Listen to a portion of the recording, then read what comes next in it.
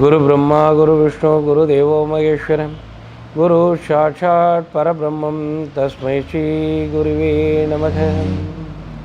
எல்லாம் வல்ல ஸ்ரீ காஞ்சமகா பெரியவா பொற்பாதம் பணிந்து கொண்டு இந்த அற்புதமான வைகாசி மாத பலன்களை பற்றி பார்க்க இருக்கின்றோம். ஒரு விசேஷமான ஒரு விஷயம், அற்புதமான பரிகாரம். நம்ம என்ன பண்ணணும் அப்படின்னா, பெருமாள் கோவில் வழிபாடையும் ராமானுஜர் வழிபாடையும் மேற்கொள்வது மிக அற்புதத்தையும் பாக்கியத்தையும் பலத்தையும் தரக்கூடியதாக இருக்கும். ராமானுஜர் திருச்சியில் ஸ்ரீ ராமானுஜரை நீங்கள் போய் பார்த்துட்டு தரிசனம் பண்ணிட்டு வர்றதும் இல்லை, ராமானுஜரை மனசார நினச்சி வழிபடுவதும் உங்களுக்கு மிக அற்புத யோகத்தையும் பாக்கியத்தையும் பலத்தையும் தரக்கூடியதாக இருக்கும். பொதுவாக ராமானுஜர் தான் வழிபடணுமா, நம்ம மற்ற எல்லாரையும் வழிபடலாமா?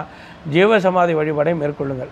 ராமானுஜர் எதற்காக நம்ம சொல்கிறோம் அப்படின்னா, திருச்சியில் ஸ்ரீரங்கத்தில் ராமானுஜர் ஜீவசமாதியாக இருப்பார். அதனால் அந்த இடம் ஒரு மிக அற்புத பலனை தரக்கூடியதாக இருக்கும். ராமானுஜர் வழிபடுவது மிக பாக்கியத்தை பலத்தை தரக்கூடியதாக இருக்கும்.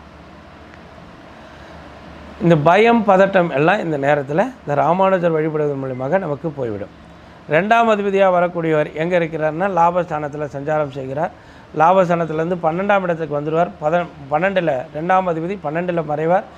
இந்த சுக்கிர புத சேர்க்கை இருக்கும். 6ஆம் தேதிக்கு பிறகு சுக்கிரன் ஆட்சியாகிறார். சுக்கிரன் ஆட்சி ஆகும்போது இவர்களுக்கு அதீத பாக்கியத்தை பலத்தை தரக்கூடியதாக இருப்பார்.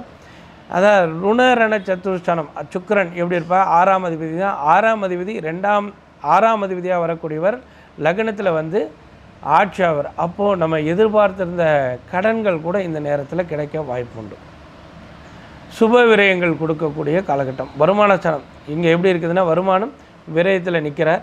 அதனால் சுப விரயங்கள் கொடுக்கக்கூடிய ஒரு காலகட்டமாக இருக்கும். அதனால் இந்த காலகட்டத்தில் நம்ம கவனத்தோடு இருக்கணும். ஏன்னா பயம் போராட்டம் இருக்கும்.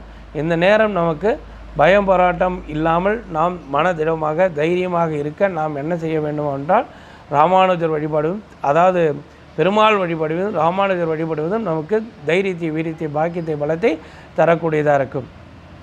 இந்த காலகட்டம் சந்திரன், அதாவது கேது பகவான் எங்கே இருக்கிறார் அப்படின்னா, கேது பகவான் 5ஆம் இடத்துல சந்திரகேது தொடர்பு நடக்கும், குரு கேது தொடர்பு இருக்கும், சுக்கிரகேது தொடர்பு நடக்கும். அப்போது இந்த இடத்துல நமக்கு அதீத மனக்குழப்பங்களை கொடுக்கக்கூடியதாக இருக்கும்.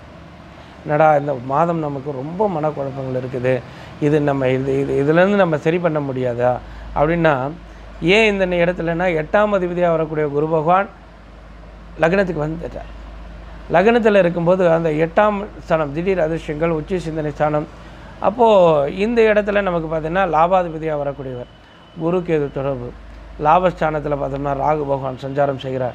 சனி பகவான் ராகு பகவான் தொடர்பு. அப்போது நமக்கு வந்து வேலையில் ஒரு கடுமை இருக்கிற மாதிரி இருக்கும். ஒரு மன குழப்பங்கள் சஞ்சலங்கள் தேவையில்லாத ஒரு போராட்டங்கள் பயங்கள் இதெல்லாம் இருக்கிற மாதிரி இருக்கும். இதுக்கு நாம் என்ன பண்ணலாம் அப்படின்னா, காளியோட பரிகாரம், காளியம்மன் கோவிலுக்கு சென்று அதாவது முடிஞ்சவரை ஒரு வாரத்தில் ஒரு முறையாவது காளியம்மன் கோவிலில் போய்ட்டு பரிகாரத்தை செஞ்சுட்டு வாங்க. பரிகாரம்ன்றது நம்ம போய் சுவாமியை சுற்றிட்டு அம்பாளுக்கு ஒரு நெய்வேத்தியம் பழம், ஏதாவது உங்களுக்கு முடிஞ்ச பழம், வாழைப்பழம் வாங்குங்க, செவ்வாழை வாங்குங்க, அது மாதிரி மாதுளை திராட்சை உங்களுக்கு என்ன பழம் பிடிக்குதோ அதை அம்பாளுக்கு நெய்வேத்தியம் பண்ணிவிட்டு அங்கே வர்றவங்களுக்கு அந்த பழத்தை கொடுத்துட்டு வாங்க.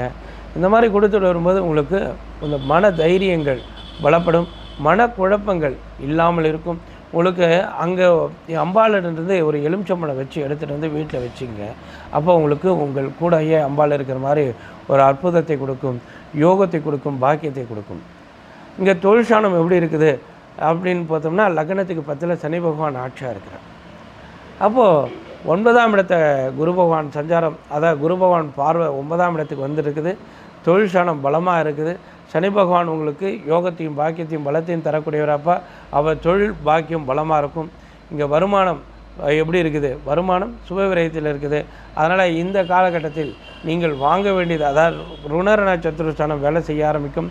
கடன் மூலியமாக நீங்கள் ஏதாவது பொருள்கள் வாங்க வேண்டுமானால் இந்த காலகட்டம் உங்களுக்கு ஒரு அற்புதமான காலகட்டம். வாங்கக்கூடிய அதிகாரம் நீங்கள் வாங்கலாம், ஆனால் கவனத்தோடு செய்ய வேண்டும். ஏன்னா இந்த காலகட்டத்தில் குரு பகவான் பயத்தை கொடுக்கக்கூடிய ஒரு அதிகாரத்தை எல்லாம் செய்யக்கூடியவராக இருப்பார். அதனால் நாம் செய்யக்கூடிய ஜாதகம் என்பது ஒருவரை வழி காட்டி அவர்கள் இதை செய்தால் இது நல்லது நடக்கும், இதை செய்தால் அவர்களுக்கு கெடுதல் நடக்கும் என்பதையெல்லாம் உணர வைப்பது தான் ஜோதிடம். அப்போது உங்களுக்கு 8ஆம் அதிபதியாக இருக்கக்கூடியவர் உங்களுக்கு என்ன பண்ணுவார்? லக்னத்தில் வந்துடுறார், சந்திரனா கூட சேர்ந்துடுறார். என்னென்ன ஆசைகள் இருக்குமோ அதெல்லாம் கொடுக்கக்கூடியவராக இருப்பார். ஆனால் சந்திரனும் குருவும் சேரும் பொழுது ஒரு பயத்தையும் சேர்ந்து கொடுப்பார். அப்போது சுக்கிரன் 6ஆம் அதிபதியாக வரக்கூடியவர், லக்னாதிபதியாக வரக்கூடியவர், நமக்கு சந்திரன் அதாவது சுக்கிர பகவான் சந்திரனோட சேர்வார், சுக்கிர பகவான் குருவோட சேர்வார். அப்போ 8ஆம் அதிபதியும் சுக்கிரனும் சேரும் பொழுது, 8ஆம் அதிபதியும் 6ஆம் அதிபதியும் சேரும் பொழுது இவர்களுக்கு மன ஆசைகளை அதிகப்படுத்தி, அதாவது எதன் மூலியமாவது அவர்களுக்கு அந்த ஆசைகளை தூண்டி ஒரு ஃபோன் வாங்க வைக்கலாம், அது கடனில் வாங்க வைக்கலாம், இல்லை நமக்கு வந்து ஒரு கார் வாங்க வைக்கலாம், பைக்கு வாங்க வைக்கலாம். இந்த மாதிரி ஏதாவது ஒரு விஷயங்களை செய்யக்கூடிய அதிகாரத்தை கொடுப்பார். அந்த மாதிரி கொடுக்கும் பொழுது நாம் கவனத்தோடு செய்ய வேண்டும். நம்ம வாங்கணும், ஆனால் நமக்கு அது ஏற்ற அளவில் வாங்கி அதை நம்ம சரி பண்ணணும்.